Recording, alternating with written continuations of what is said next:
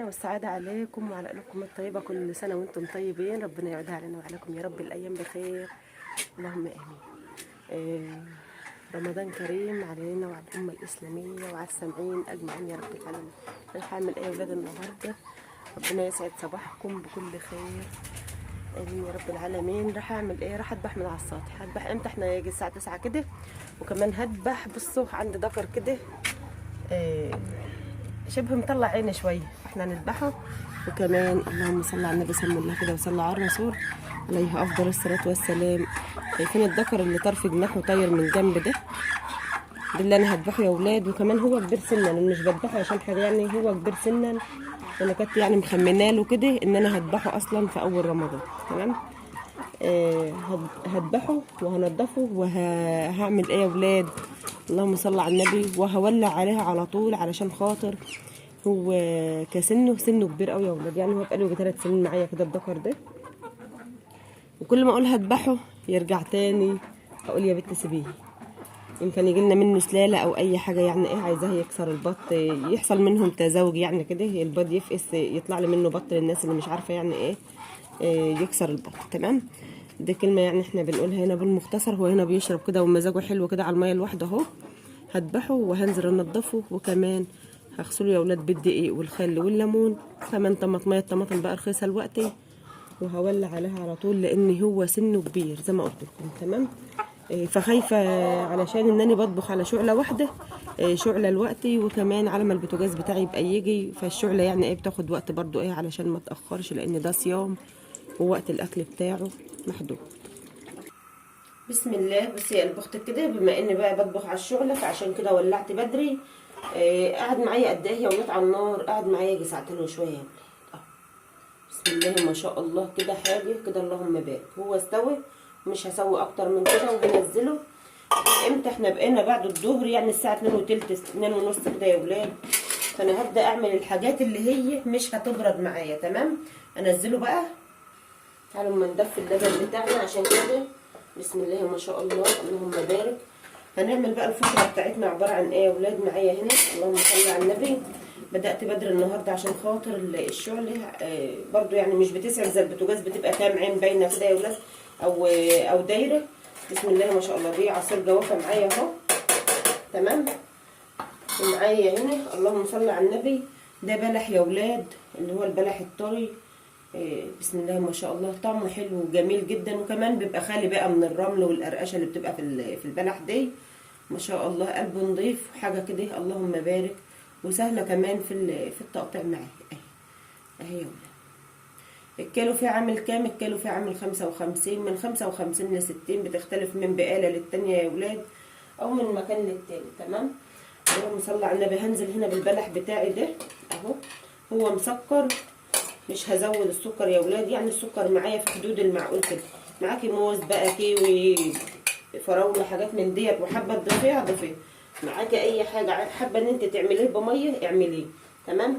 المتاح معاكي كده يا قلب اختك ايه، مشي نفسك بيه. اللهم صل على النبي يا ولاد. حاجه كده اللهم بارك. نزلت عليه هنا بلبن اهو اهو. ده للفطره او لجرح الصيام زي ما يعني بتختلف من ناس لناس يعني. جوافه بلبن اللهم صل على النبي بتمر يا ولاد. دي كده الفطره بتاعتي. وهسيبها معايا، انا بعملها كده، عاملاها متاخر كمان، مش معموله معايا بدري. طيب هعمل ايه على النار بتاعتي ديت؟ هحاول برضه احط الحاجه اللي هي بتسخن يا ولاد، يعني المحشي مش هحطه دلوقتي. عملت ايه النهارده يا ولاد؟ عملت ذكر البط اللي انتوا شفتوه معايا ده، هو البط شفتوه معايا. بسم الله الرحمن الرحيم. وكمان عامله المحشي ده من امبارح، لان وقتي مش في ايدي يا ولاد. يعني ايه وقتك مش في ايدك يا ام فرح؟ محشي ده ورق خاص وورق كرنب تحت يا ولاد برضه. تمام. قطعت على الطماطميه دي زي ما انتوا شايفينها، وكمان قرن الفلفل للي حابب يعني. عملت عصاج المحشي زي ما فرح. بسم الله ما شاء الله. بصلايه كبيره مقطعاها مكعبات، وكمان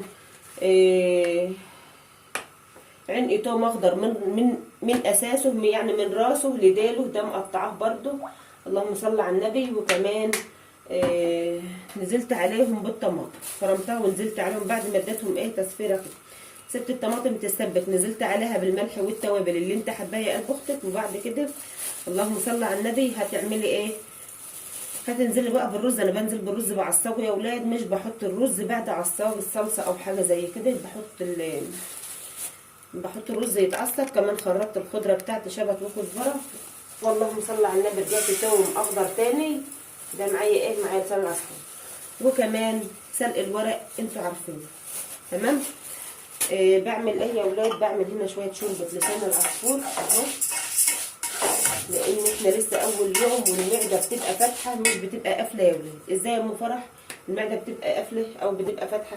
يعني قدامنا كده على الاقل اسبوع على ما معده الناس بتقفل وبتاخد على الصيام، تبداي بقى تقللي اكلك يا قلب اختك عشان ما فيش حاجه تفض منه. بس بالنسبه ل3 4 ايام كده في بدايه الصيام، احنا بالنسبه كمان في البرد لسه، والناس اللي صايمه ده هتاكل. تمام. يعني مش هنشرب العصير وهيتقفل نفسنا ولا حاجه وهنقول كفايه على كده، لان احنا في البرد فعلا يا قلبي. ربنا يعودها علينا وعليكم الايام بالخير. عيد الكريم امين يا رب العالمين. حمر بقى لسان العصفور، وهنزل عليه بشوربه من اللي معايا هنا مع البط ده، وكمان هسيبها تستوي تاخد وضعها. واحضر برده حاجات تانية ورايا اللي هي ايام فرح، السلطه، المخلل، اللهم صل على النبي. نشوف دنيتنا برده فيها ايه، برده خليكم كده خطوه بخطوه معايا، ويا رب ينجبر خاطركم. السلام عليكم. عليكم السلام ورحمه الله وبركاته. يا رب ينجبر خاطركم يلا بتحطوا كومنتات وبتحطوا اللايك، يا رب ينجبر خاطركم كده جبر يتعجب في اهل السماء والارض. امين يا رب العالمين. حمروا عشان برضو الفيديو ما يطولش عليكم يا حبايبي، وهنرجع تاني مع بعض. اللهم صل على النبي. الشوربه بتاعته دسمه جدا، اشتلت منها كمان شويه دهون تبقى المره تانية، لانها هتبقى تقيله على المحشي الدور دي يا ولاد. لما بتلاقوا كده ما تقولوش مثلا هنسيبها وهتبقى مره واحده، لا يا ولاد، او الشوربه هتبقى مره واحده، لا ما تبقاش كده خالص، لانها تقيله جدا. شايفين عامله ازاي؟ اللهم صل على النبي. مهما كانت التربيه البيتي حلوه برضو يا ولاد. ده شوربه اهي، ده حبهان اهو يا ولاد، ده حبهان اهو. شايفين الشوربه عامله ازاي؟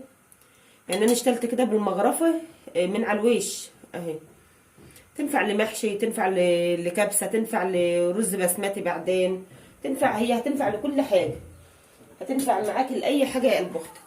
وكمان دهون طبيعيه، ما هيش فيها اي مشكله ولا فيها اي ضرر.